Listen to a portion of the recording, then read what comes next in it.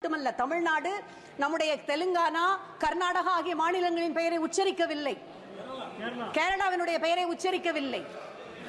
எனக்கு இப்பொழுது ஹொசெமின் என்கின்ற வியட்நாம் மக்களுக்கான சுதந்திரத்துக்காக போராடிய அவருடைய கூற்று நினைவிற்கு வருகிறது. அவர் சொன்னார், தெற்கில் இருந்துதான் எதுவும் தொடங்கும் என்று சொன்னார். தொடங்கிய எதையும் அவருடைய வழியிலே எங்களுடைய முத்தமிழறிஞர் தலைவர் கலைஞர் சொன்னார், தொடங்கிய எதையும் தொடர்ந்து முடிக்கின்ற வலிமையும் தெற்கிற்கு உண்டு என்று சொன்னார்.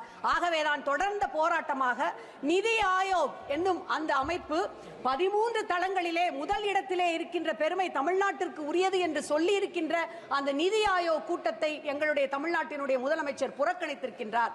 அடுத்த அண்டை மாநிலத்தினுடைய முதலமைச்சர் அவர்களும் புறக்கணித்திருக்கின்றார்கள். எங்களுடைய அன்பிற்குரிய மாநிலங்களான சிக்கிம், ஹிமாச்சல் பிரதேசம், உத்தரகண்ட் ஆகிய மாநிலங்களுக்கு பேரிடர் மேலாண்மை நிதி வழங்கப்பட்டிருக்கின்றது. அதிலே எங்களுக்கு மனமாச்சரியம் இல்லை, மனக்குறைபாடு கிடையாது. ஏனென்றால் அனைத்து மாநிலங்களையும் சகோதர உணர்வோடு பார்க்கின்றவர் தான் எங்களுடைய முதலமைச்சர்.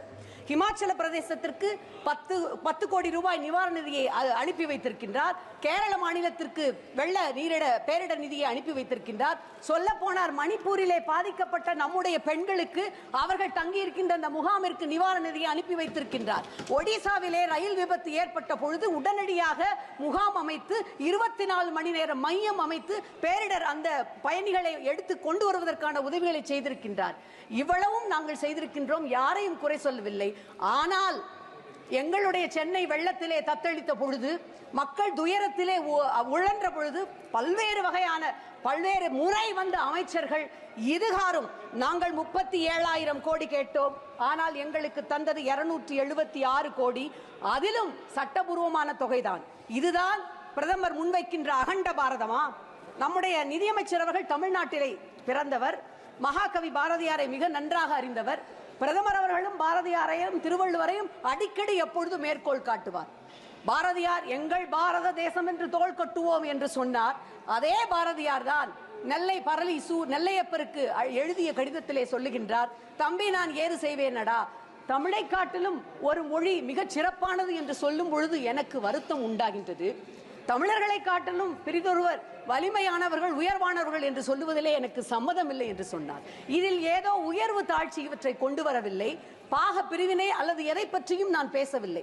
ஆனால் உரிமை என்று வரும் பொழுது நம்முடைய உரிமைக்காக குரல் கொடுக்க வேண்டும். உங்கள் எதிரிகள் தான் உங்களுடைய ஆயுதத்தை தீர்மானிக்கிறார்கள் என்னும் செகுவாராவினுடைய அந்த சொற்றொடரை பின்பற்றி இன்றைக்கு நாங்கள் எங்கள் உரிமை குரலை இங்கே ஒலிக்க வேண்டியவர்களாக இருக்கின்றோம். கூட்டணி கட்சிகளை மட்டுமே திருப்திப்படுத்த சமர்ப்பிக்கப்பட்டிருக்கின்ற இந்த பட்ஜெட்டை நான் it is not an all India budget, it is an alliance budget என்று சொல்லுகின்றேன்.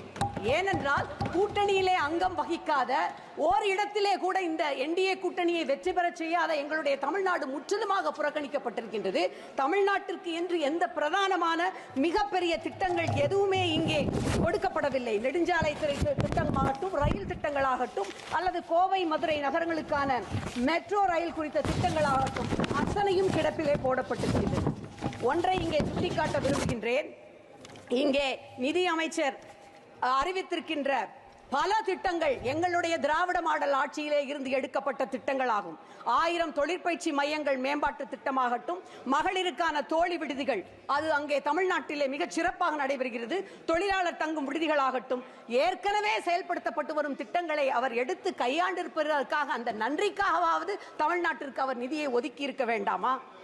ஏற்கனவே நிதிச்சுமையிலே தள்ளாடி கொண்டிருக்கின்ற தமிழ்நாடு, உதாரணத்திற்கு தென் சென்னை தொகுதியை எடுத்துக்கொண்டீர்கள் என்றால், சென்னை மெட்ரோ 2ஆம் கட்ட ரயில் திட்டம் இருக்கிறது அல்லவா? அதற்கான அடிக்கட் 2010ஆம் ஆண்டு நம்முடைய மாண்புமிகு ஒன்றிய அமைச்சர் அவர்களால் நாட்டப்பட்டது. சென்னையிலே கலைவாணர்